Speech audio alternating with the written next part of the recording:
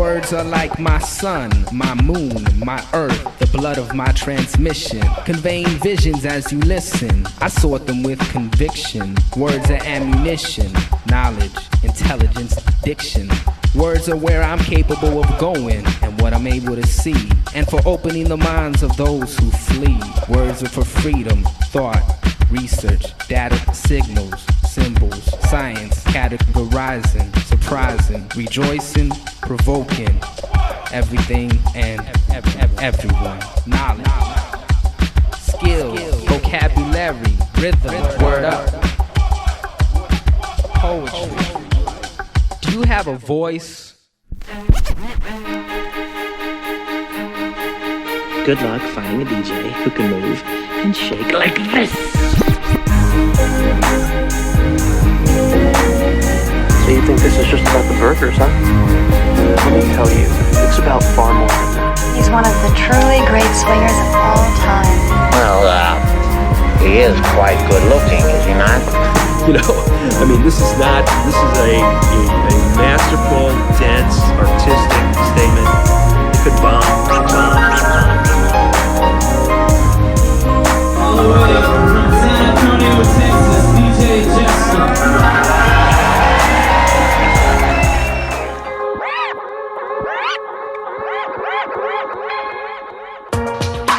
See, old buddy, I'm going to be invited right into your home to help get your start. See, old buddy, I'm going to be invited right into your home to help get your start. See, old buddy, I'm going to be invited right into your home to help get your start. See, old buddy, I'm going to be invited right into your home to help get your start. See, old buddy, I'm going to be invited right into your home to help get your start. See, old buddy, I'm going to be invited right into your home to help get your your party started. Yo, what's up out there? Welcome to the third episode of Word Up, What's the Word podcast. Right now you're listening to the sounds of DJ Jester. And this song right here is featuring Money Mark.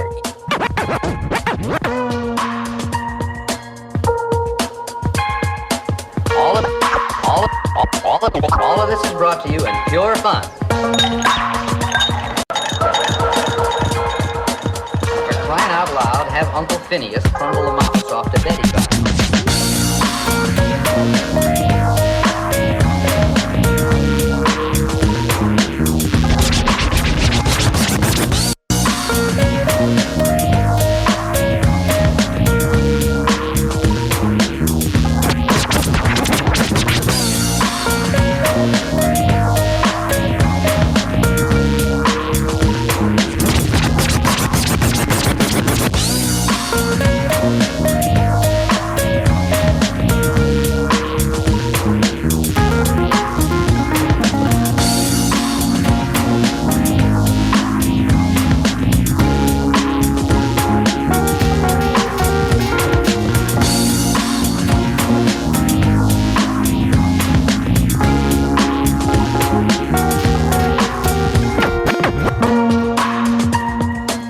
You are tuned into Word Up, What's the Word podcast.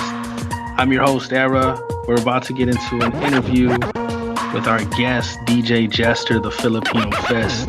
Right now, you're listening to a track he put out again with Money Mark of the Beastie Boys.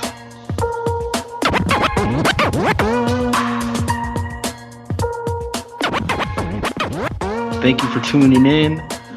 Please share, subscribe, donate, message me, let me know what's going on out there, any other guests you may want to see. Let's get into this conversation with DJ Jester, the Filipino Fist. Once again, my name is Era. Peace. What up, dog? What's up, man? Chillin'. I appreciate you taking the time, especially as we start this holiday season. Definitely. You gotta be flexible. Yeah, no, for sure. And so they actually let out the students early yesterday just so we could have a little potluck. Oh, that's cool. How's that going? Is it crazy or are you stressed out? Do you I mean, I have a friend that was doing online stuff. He's like, I want to shoot myself. I can't do this shit. Yeah. It was just a long, super long day, you know? It's completely different. So teachers are being asked to redo their lesson plans and teach virtual, or the way my class is set up. My first two classes, I have students that come in the actual classroom, and then I have some that are on Google Meet. So I put them on the projector, and I'm talking to them more specifically, and then the ones in the class are either they're looking up at the projector or they're actually logged in the class where I'm at. But my biggest class right now is 9 students. Okay. So they're spread out in the classroom, and they have it set up to where we're supposed to have them face all the same direction. But other than that, man, it is, stressful. I didn't want a class any bigger than that, Yeah. I know some teachers that, in some of the larger districts where they're already at like 20 students in the classroom. Wow. And, and even sports going on right now. Yeah. I was watching, they did like high school football last night on the news. And I was like, what's that like? What's that like, right? You know what I mean? Because, that's part of our culture as for sure. And like that's the whole, I've always said there's a difference between school spirit. Like when UTSA didn't have a football team, I feel like it just wasn't like a real school yet. You know what I mean? And like when they got a football team, that was the difference between school spirit and not having school spirit. You know what I mean? So it's an integral part of who we are as Texans. Absolutely. And I think being a Division I school, I think just having a football team almost gives it that sense like, oh yeah, it is a Division I school. And UTSA has grown so much, man. They have such, really great programs going on. Which you went to UTSA, you went through their music program there? You know what? I took some electronic computer music classes back in the day. Okay. We had zip drives.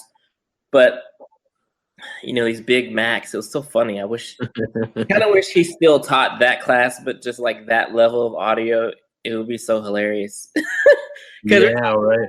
We're talking like back in the day, like before Flash. You know what I mean? Like it was just so funny.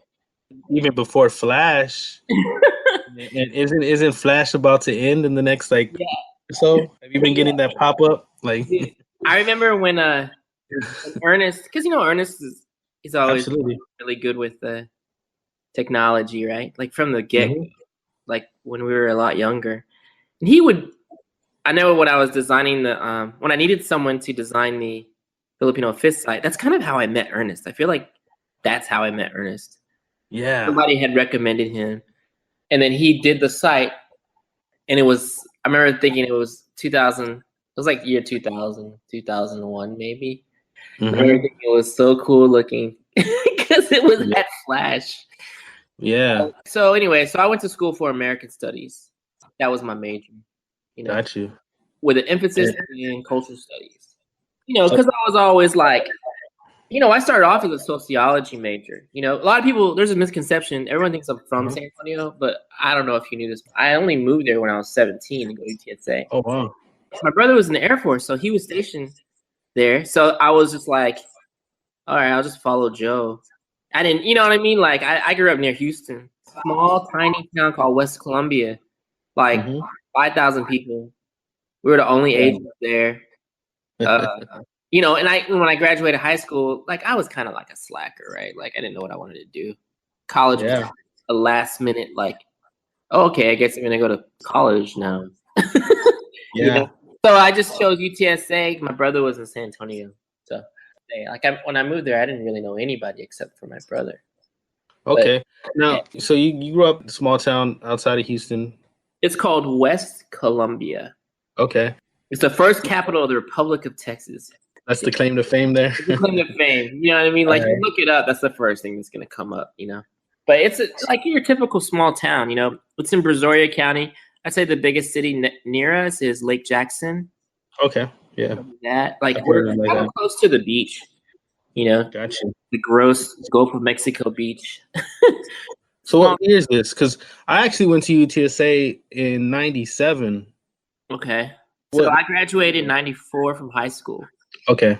And so you were there a couple years before. But the thing about UTSA is, and college with me is, I had semesters where I just took like 2 classes. You know what I'm saying? Like, because I had a part-time job at the record store. Like before Hogwild, I worked at Blockbuster Music, and I was also like writing for the school newspaper, the Paisano. Paisano, yeah. I was the arts editor of the Paisano for 4 years. So like I was doing that, and that's kind of how I got into hip hop. And I mean, not really into hip hop, but like getting into like shows and understanding how like the industry works. You know, like because I would just interview all these. Like I had tapes and tapes of me interviewing. You know, like I interviewed Craig Mack, I interviewed like Alejandro Escovedo, like all different types of people. Chuck D, like and I, you know. Homeboy from the Roots, Questlove. I mean, like, you know, back in the day. And I still have all these audio tapes. It's kind of funny, like, listening to them. I asked some real dumb questions. So you know what I mean? It's like when you see old footage or you hear old footage of yourself, you're like, oh, God. Yeah. Like, I interviewed Henry Winkler once, and I was like... the font. Yeah, the font. I was like, do you think there'll ever be a Happy Days reunion? So... I'm trying to think about the year of when I first got introduced to your music, and I think the first time I may have seen you was at Poodle Slam. Okay. And or either that or with the Super Brother Scientists. Okay, so like 99. So 99, something like that. Okay. How did the Super Brother Scientists come to be? So I started out in a crew called the Underdog Turntables. I don't know if you remember. I do remember that as well. Yeah, so we did that at, you know, Reverb Lounge. And it was just like these dudes that used to come into the record store all the time. And I was like, yo, because you can just tell, like, those dudes are DJs. You know? Like when Shortcut came to town, I was interviewing him for the newspaper. Yeah. And I saw Shortcut dude, it was at Hermes Music. He was just doing like, he must have been sponsored by Shure or something, but he was just doing just like a demo there. And so I had contacted him prior to that. It's like, yo, I want to interview for the newspaper.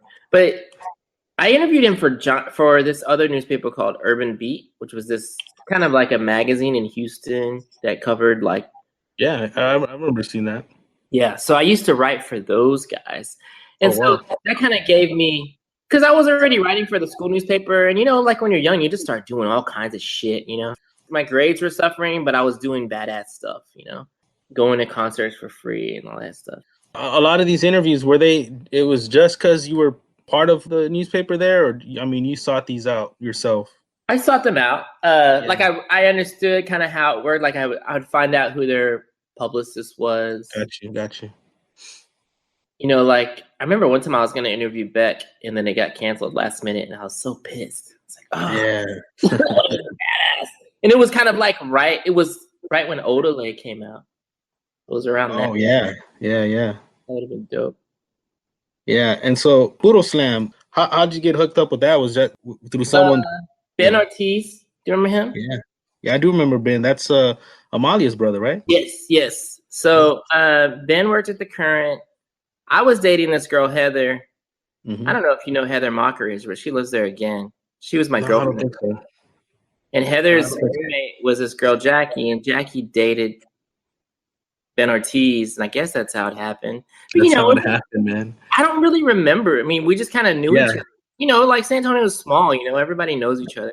And, you know, Ben was a little older, so I looked up to him. He was like definitely to this day, he's probably one of the smartest people I've come in contact with. Like when it comes to like pop culture stuff and sci-fi and kind of nerdy TV, like he was, he turned me on to so much weird, cool shit, you know? And so the story I understand is he was actually living in Chicago and got introduced to the slam scene there, right? Yes. Ended up bringing it to San Antonio. Yes. And that's still running to this day. And so it's amazing that, you know, just the DJs that, you know, starting off, you were the first resident DJ for Poodle Slam? Yes. And then after that would be Klassen? Yeah, it was Klassen, and then Donnie D. Donnie D even to this day? To this day, yeah. To this day, wow, that's got to be, I think I only, maybe a couple of years. I was doing it for a couple of years. I think when the Boca Burger thing happened, I stopped doing it. Yeah, and we'll get into that in a bit, but And Klassen, how'd you get introduced to Klassen? Yo, so this is a funny story, and it's gonna sound totally made up. But I was with the Underdog Turntablists, and we used to do this thing called Scratch School. Do you remember that? We would do it at like Borders, Books and Music. I think I do remember it. I never went to one. It was just like somehow I knew the girl that was the organizer at the one in the quarry, and she's like, "Do you guys want to bring your turntables in and set up in the cafe and just kind of teach people how to scratch?" I was like, "This is awesome!" Because I had read, honestly, like I had read that Shortcut was doing that, and I was like, "That would be so cool." And the thing is, it's so funny because I hadn't even really been DJing that long, and I was like, "I'm gonna teach everyone how to DJ." It's just one of those things you do when you're young. Yes, of course. So, but it was awesome. So these dudes knew they were ahead of me already. Like they had been DJing for a while, and they were really good. So, yeah, so I was like, yo, Underdog Turntablists, they want us to do the scratch schools. So it was cool. But then, like, so we would do these scratch schools. Anyways, we would do these scratch schools, and they would last for like an hour, 45 minutes to an hour or something like that. But at the end, towards the end, I'd be like, hey, does anybody want to come up and scratch? Any kids out there? Klassen was in the audience. Yeah. He came up, and he made us look bad. I was like, yo. How old was he at this time? He's probably what, like 16? I think he was 15. 15, something like that. Yeah. Okay. And he came up and he could cut like I had never seen that in San Antonio before. Like because we were all like already kind of scratch nerds. Like we were listening to all the Invisible Scratch Pickles. Yeah. Every single tape. I have all their tapes, all their videos, the turntable TVs. We were just nerding out, all the DMCs. We were just super nerds about that stuff. We'd all talk about like routines, just hella nerdy. And then there's this kid that just comes up and just like, whoa, that dude. Yeah. Definitely. Because I remember Klassen was probably the first that like his cuts were just so clean. Like it was just like, I heard other DJs and it was just like, oh, cool, they're scratching. But Klassen like was just really clean with it. Because I remember him, he was still in high school. He used to skip class to go over to Shek's house. He'd bring his set up a turntable. Huh? You guys go to the same high school? No, we didn't go to the same high school. He was still in high school. Like we had already graduated. I think. Oh, you were because you're older. I was probably about 19, so I think I was like a year or two out of high school, and he's still in high school. I didn't know he was still in high school, so all I know was that we would all meet up at Shek's crib, and he'd be there too. And then one day he was like, "Yeah, man, I got to get back to class." And I'm like, "Class? Like, what? He's like, "No, I'm at McCullum. I'm still." You're like, "What?" And I'm like, "Dude, you shouldn't." Like, I felt like, I'm a teacher now, but I, not then. But even then, I was just like, "Dude, you shouldn't be skipping class. Like, you need to be in school." But especially not with us. Like, what are you doing? But yeah, don't be hanging out with us. What are you doing? Yeah. He set up his.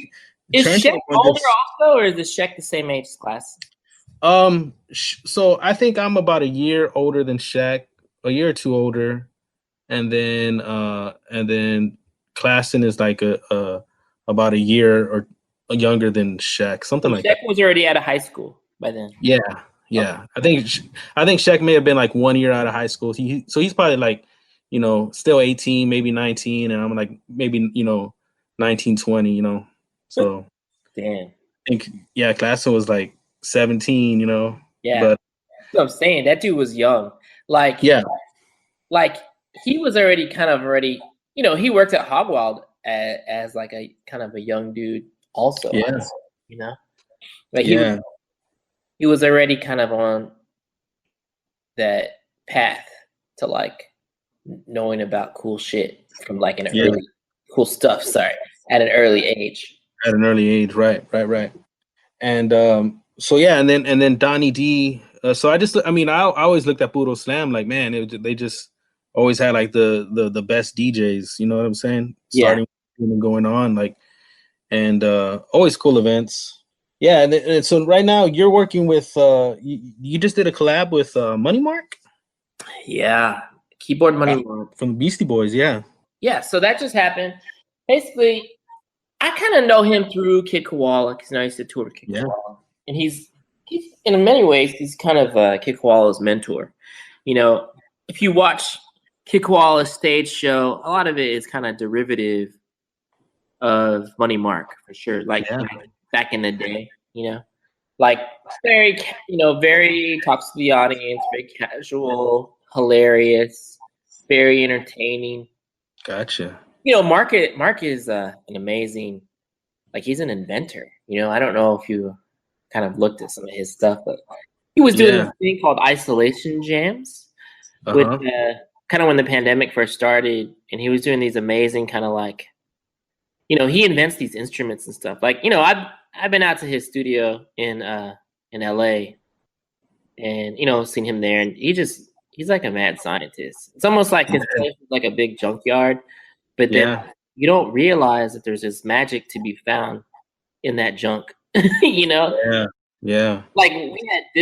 he had shown me, like he had taken apart when I was there a microwave, and I watched him do it, and I was like, what is he doing? And he's like, I need those magnets inside that microwave. And then so he like hooked it up to some radio. I don't know, dude. It was next level. Like, whoa, what are you doing? It's crazy. Yeah.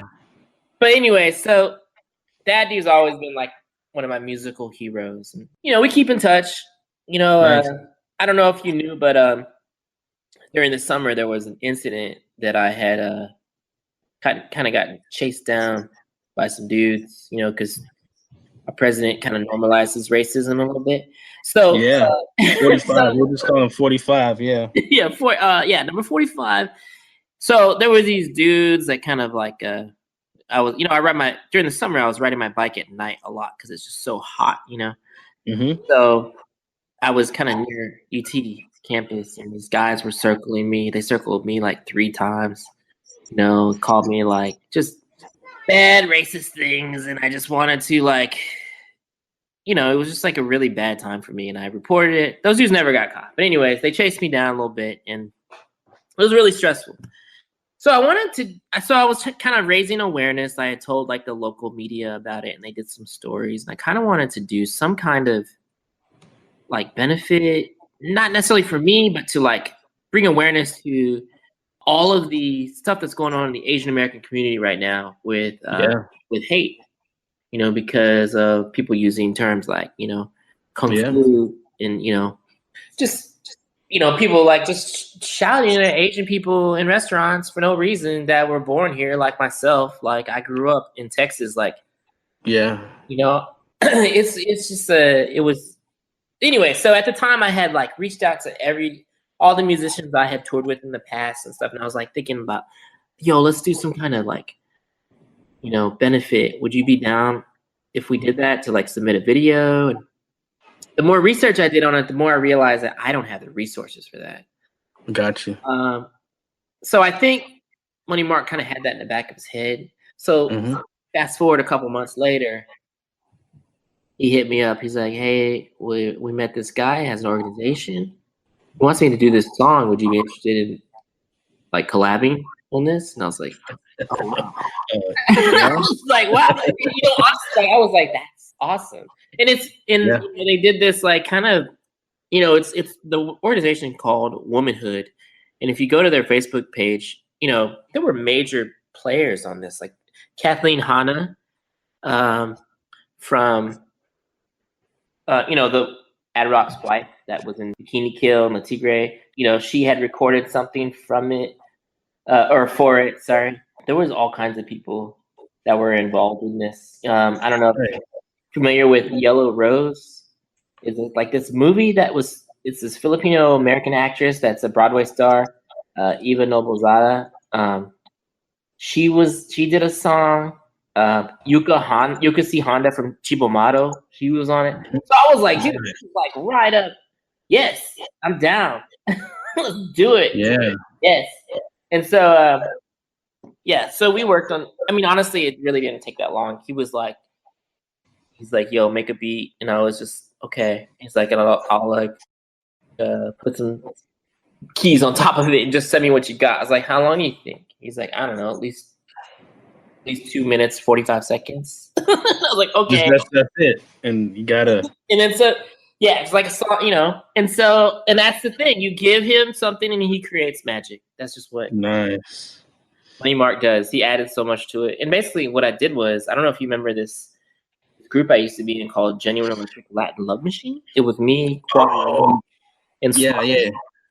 So I basically took one of those beats that we had and I looped it, and I put the BPM to like 114 or something. Because I was asking, I was like, what's the tempo? What tempo do you want it to be? It's like, I don't know.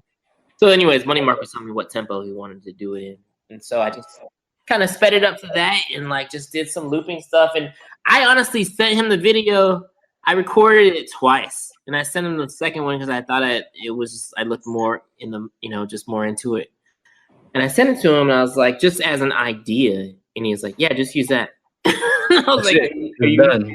Because I wasn't even confident with it. Because like, right, it's a little bit off. But like, what I've realized is like, if you're a little bit off, it seems more real and it's more from your heart than just trying to be perfect all the time.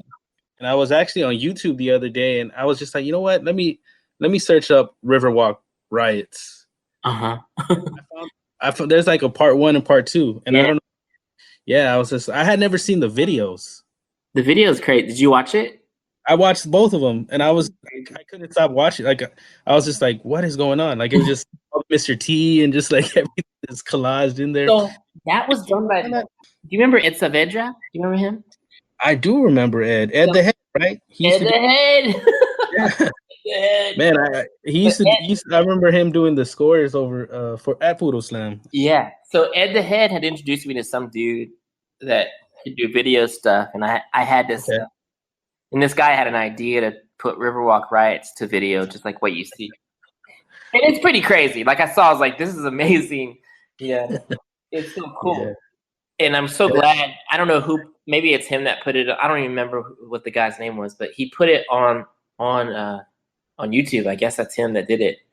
But it was pretty freaking amazing. I was like pretty stoked on that.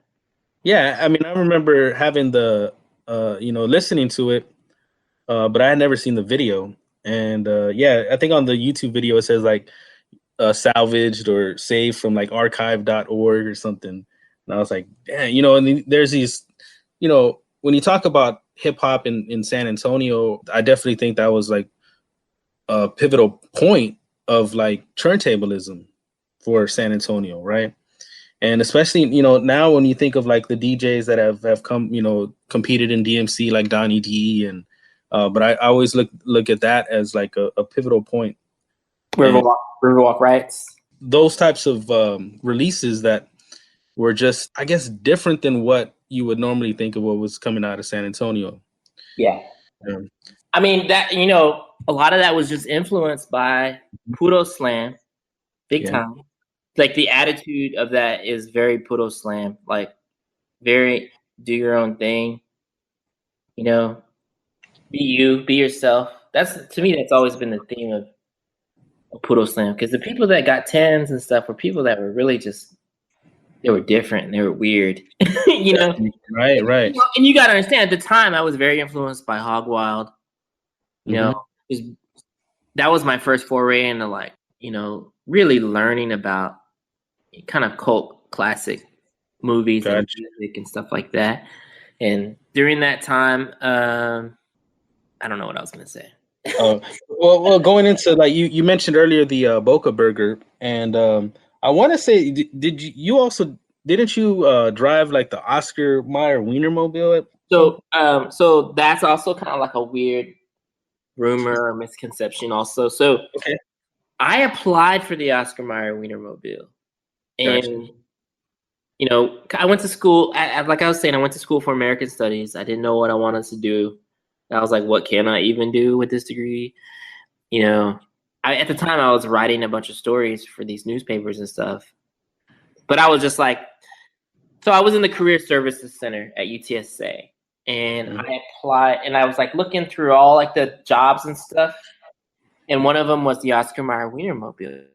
I was like, oh yes. Which obviously jumps out at you. I was like looking at like over and over, like falling asleep pretty much, just looking at jobs like, oh my God, what am I going to do? Am I going to work at Hog Wild forever? I don't know what I'm going to do.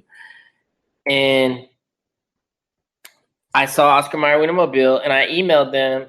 And the crazy thing is, I emailed them, and then there was like a career fair happening in San Antonio, and the Wienermobile people were there. So I made a point to go there, and it was their recruiter for the Wienermobile. And I made a point to go there and introduce myself, and just talk to her.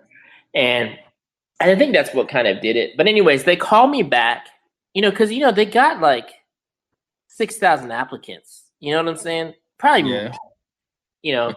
How do you choose 16 people, right? there's different teams across the US. So anyways, so they called me back and they're like, we think that you would be a good fit for the Oscar Mayer Wienermobile, but at the time it was Oscar Mayer Wienermobile was owned by Kraft Foods in Madison, Wisconsin, but they also own the Boca Burger. Gotcha. And so they called and said, hey, we think you'd be a better fit for the Boca Burger Mobile. I was like, better fit? Okay, sure. But they're like, the good thing is it leaves sooner. And I was like, all right. I had some friends, like at the time, it wasn't like a thing that people didn't, I felt like at least at our age, I feel like we weren't as conscious. I feel like now it's more of a thing, right? Yes, I think so. But back then it was kind of like, you'd occasionally know a couple of vegetarians or something. Especially in Texas. Yeah. And so, so I applied for that job, and so I was like, okay, put my resume in the ring for that. And so I went up to Madison, Wisconsin in December, and I remember interviewing for that job. And it was really nerve-wracking because you had to interview with like different teams. It was like 5 different people in different departments, Yeah. And not everybody got the job, I think they had 3 different, groups of like 25 people, and only 16 people got the job out of those 3 groups. Oh wow! So you get the job. So I get the job, and I think you put on the road. Being DJ Jester kind of helped with get that job because I talked about that a lot and talked about how, because a lot of that job is being able to, your skill set, especially on the road. For them, anyways, they want people that they didn't have to like worry. Are they gonna show up, do their job? Because these are kids. You know what I'm saying? Yeah. They're just out of college. Like, how much trust? Because you just never know. Right. So they needed responsible people that were like outgoing and into it. And I wasn't by any means a vegetarian, but it was. That's why I thought it was kind of funny. Like I was just going around teaching people about Boca Burgers, the benefits of not eating meat in your diet. So at this time, did you have any type of CD out or music out at that time? Yeah. So Riverwalk Riots was already out. It was already out. Okay. So Riverwalk Riots was already out. I didn't have distribution yet. So Riverwalk Riots, it's funny how all this happened. Riverwalk Riots was out in San Antonio. It was all it was at Hogwild. We had already done the Puto Slam, that release party, all that stuff, if you remember all that. Go on the road. So before I leave San Antonio, I didn't want to pay rent, so I just put everything in my parents' garage in West Columbia. So I called my mom one day, and she was complaining that I had all this stuff in the garage. I was like, hey, Mom, can you actually send me some of that stuff? I said, what do you want? And I was like, can you send me those CDs? They say Riverwalk Riots, and you'll see a big box. A big box. Probably like 100 CDs that are just sitting there. So she sent them to me. And so I made a point on this Boca Burger tour to go, because I already had a ride, and I wasn't paying for gas. So this is, but you got to understand, this is before MySpace. This is before Friendster, before Facebook. All that, yeah. I literally would go to independent record stores, put them on consignment all across the Midwest and East Coast. Like, hey, I'm a DJ. You interested in these? Okay, sure. I wouldn't get paid. I would just basically drop them off and then put them on consignment. And I never ever collected any of that money. And then I remember when I was in Boston, I remember reading that in this. I was like I was at like Mars Music or something. I was reading that there's this guy, Steven Weber, that he is the first person to have an accredited turntable class at the Berklee School of Music.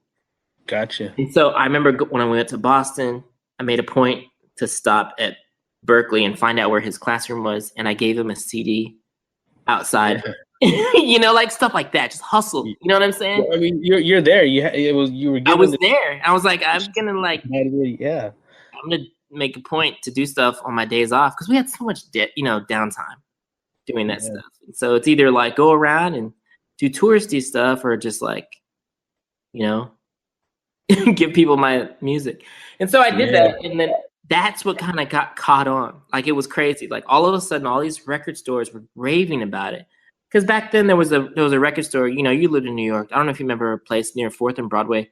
It was called Other Music, and they were in New York. In New York, yeah. No, I don't remember that. Yeah. So they were like a huge, you know, I would compare them to like End of an Ear in Austin. Like it's kind of, you know, serious music heads. You know, in San Francisco, there's a place called Aquarius Records that's similar to that. I don't think that's still around. But they were all championing my music.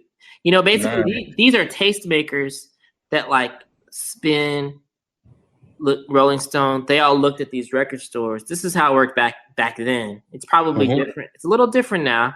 But back then they would look to these record stores for like what's going to be the next hot shit. You know, so they really liked the fact that I was doing this weird DIY promo tour on the Boca Burger Mobile, giving out CDs. So I think that was a part of it. I mean, when I met Kid Koala, I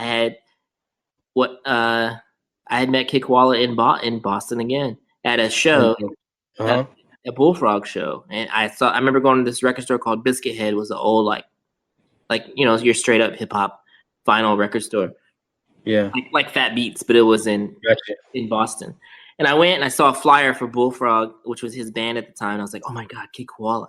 You know, like I had never seen him before. So I went to the show, met him after the show, and gave him a CD. You know, not like, yo, bring me on tour, but like, yo, I'm a fan. Here, check this out. Yeah. I don't know if you ever listened to the very end of Riverwalk Riots, but there's like this song that we did called Traitormon. Like, there's a couple secret tracks at the end of Riverwalk Riots. Okay. And it was a song that we just did on our own, me and Quad Rod, that we're just messed around in the studio. And they're kind of funny. So I gave these Kid Koala, and he talks about this to this day. He said he was listening to the mix CD. He fell asleep, you know, in his CD player. Yeah. He was like in the tour van or something. Yeah. He fell asleep, and then he heard those songs, and he was like, what the hell is this? I gotta get on. Dude, he thought it was so funny. So he would actually play the song Traitormon that I had before shows sometimes, you know, during that in that era. You know, and we're talking about like Kid Koala. He was kind of like during this era, he was like, you know, he was about to go on tour with Radiohead for Kid A. You know, he was as a turntable. You know, he had toured with Money Mark in Money Mark's band when they were opening for Beastie Boys on Hello Nasty. You know, like he was doing stuff already, like big stuff. And so I was just like, oh my God. And, you know, and it wasn't like he was a straight up battle DJ. He was doing weird, kind of funny, adorable stuff. You know, adorable. That's a good word to use. Adorable. Yeah. Yeah. You know what I mean? And then I was just like, yo, that's cute. Yeah, I think you know, I have, you know, one of the Kid Koala records I have like opens up into like a game board or, you know, all these like different types of things. Yeah. But you know, we had Deltron, you know, Deltron 3030 had already come out, and you know, and that kind of built the. Yeah, and so it's interesting that you talk about like hidden tracks, because I remember, you know, kind of the similar thing of like you find a hidden track or you know. The falling asleep was always one where it's like it's silent and then music all of a sudden waking you up and like, what is this? Yeah. And I, you know, it just makes me think right now is that like the hidden track is like non-existent anymore. Like it's non-existent. Hide a track on Spotify playlist, like you can't do that anymore. I mean, it makes you wonder: are they making albums anymore? Or are they just making singles? You know. or they're just making singles. Yeah. And Well, even but at the same time, now, I mean, especially not a hit track because you can't really do that with vinyl. But I guess vinyl has had a resurgence. yeah, But you can't do a hit track on vinyl, I guess. not on vinyl either, right? I have a record that and not hip hop, but Jack White put out, and it had like the hologram on it, and it's like one part of the on one track, it's like where you drop the needle, it's like the acoustic version. Whoa. Drop it on a different part. It's like in the same grooves. Yeah. Section of the record, but it's if you put it on a different part of the groove, you play the acoustic version and a different version in the same part of the record. There's a De La 12-inch that does that. Yeah. It's like, do you know what I'm talking about? It's like Say No Go or something. Yeah. Oh yeah. It's Say No Go. Yeah. I think it's Say No Go that does that, and I didn't realize that until like my buddy came over to my house. We're just messing around. This is like last year. We're just DJing in my DJ room, and he's like, "Yo, have you ever noticed this about this record?" So I was like, "Whoa, that's crazy!" It blew my mind that that's even possible. That's even possible, yeah. There's so much cool stuff, like DJ Swamp, like all those locked grooves that he did. Like, so much cool stuff you can do with vinyl. No, for sure. Thinking of Kid Koala and just like I always thought like, man, did y'all ever work on a project, like a full project together? No, but you know what? There's a live album that Ninja Tune put out. Okay. They only did it. So you know how there was Ninja Tune North America, and there was Ninja Tune, in the UK. UK, yeah. So that tour that I was on, that you were there. You remember when? I'm pretty sure you're in that picture. Didn't you come up for a show? 2000 in LA? No. Oh yeah, you came to a show in LA. Didn't you come to a show in Austin though? A long time ago? Like with Scuba and Shaq? Probably. I feel like we have a group photo. But yeah, that's right. You were in LA, dude. I forgot you were in LA. Because I remember you coming to maybe when I was on tour with Joe Jack's Halcom from the Dead Milkmen. I think that you were at that. That's the show I went to. It was at the Echo something in like or in Echo Park, something like that. Some gallery or something. It's some gallery. Dude, I forgot about that you lived in LA. No, I was actually living in the Coachella Valley. That's right. Oh, wait a minute. I remember when I moved to California with my girlfriend at the time. Yeah. In San Francisco, we stopped to see you for lunch. Remember? Yeah, in Indio. In India. I just called you out of the blue, like, yo, you want to meet up for lunch? Yeah, I was like, no, because I think I asked you. I was like, well, I think you had messaged me, and I was like, well, what part of like I-10 are you on? And I was like, dude, I'm like 2 exits away. Like, exit right now. That's crazy. Yeah, there's just those, those little moments of like I always look back and just think of like a lot of the cool, just like art stuff and not even realizing it. Yeah, just some of the stuff that we were able to experience. So, were you part of like 210 Records? Did you put something, or 210 Records was who released River Rock Riots? Or not at all? Yes, 210 did. It was okay. Man, who all was on 210? I mean, Louis Dollars. Oh, Louis was on that. Okay. Yeah. Who else? Who all was running 210? I think what was Seven, who was on? Yes. Cryonics, right, with Louis? Yeah. So yeah, Seven was the one that initially. So that came out on 210. Okay. Man, so no, like you talk about being a nerd and stuff like that, and I'm just like, not you being a nerd, but just like in general with music, like I've always like just as far as like San Antonio hip hop stuff and just like I've always tried to keep track of that. And I know Louis, I've had like copies of all this stuff, and I'm just like I'm horrible about keeping stuff. Like I'm always losing stuff when I move in and stuff like that. Louis has like an archive of stuff. Just about San Antonio. Oh yeah, just like and just in general like hip hop stuff. But about a month ago, he messaged me and was like, "Hey, I have this like CDR that you burned, and and has just a bunch of your old songs. Like, you want it?" And I was like, yeah, like no, for sure. I listening to that, I don't even remember like recording like half of that stuff. It's funny. I have And Skyhorse tracks somewhere. yeah, so it was a lot of like Skyhorse stuff and just some stuff that, I may have been, I guess I was working on. Like I'm just like, who, like, don't even. So dope. I really liked Skyhorse. Yeah, Skyhorse was cool, man. And Klassen, Klassen was our DJ. I wish I had some of that recorded on video because I remember y'all did this thing where so y'all would take turns kind of freestyling, and then Klassen would get on the mic in the back as a DJ. And I was like, it's so dope. It got me so pumped because he could cut so dope. And then all of a sudden he's like rapping too.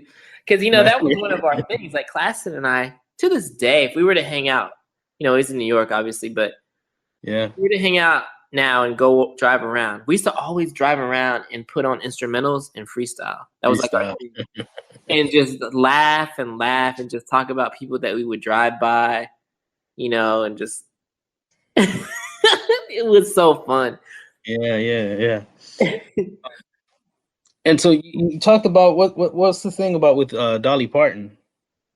Okay, so last year, Dolly Parton did this thing where it was called the Jolene Challenge. She was kind of promoting her Netflix show that was on there, but she was talking about how we want people to sing Jolene, their version of Jolene, and post it on social media. So people were like singing their version of Jolene. And I remember I kept seeing it pop up. And I was like, you know what? I'm going to do like a turntable one. And it was just like kind of it was like I was at home. I got out of work and I was drinking wine. And I was like, I was just messing around. Yeah. And so I hashtag like my turn, like just as a joke, kind of. My turn to do the Jolene challenge, haha. And then, so I hashtagged it, and then like literally like a couple weeks later, I get this message on Instagram, and it's, I guess, one of the organizers. She's like, congratulations, Dolly liked your video, and we want to include you on this kind of like compilation video that we're doing of all the Jolene challenges. And I was like, what? So I was like, that's fine with me. So they sent me paperwork and I signed it and stuff. Basically just telling me that you're not going to make any money on this. The usual, that kind of thing, your license is ours, blah, blah, blah. Netflix is going to, run it or whatever. So they kept running previews on Netflix and stuff. And so I kind of like forgot about it a little bit, and then all of a sudden I started getting these like messages in my inbox from like old relatives and stuff, and they're like, "Hey, is this you?" I think I just Netflix, like this random, because they kept running that as like a trailer for that show. Nice. I was like, that is so crazy. That is so up your alley. Like it's so up my alley though, right? Like it is.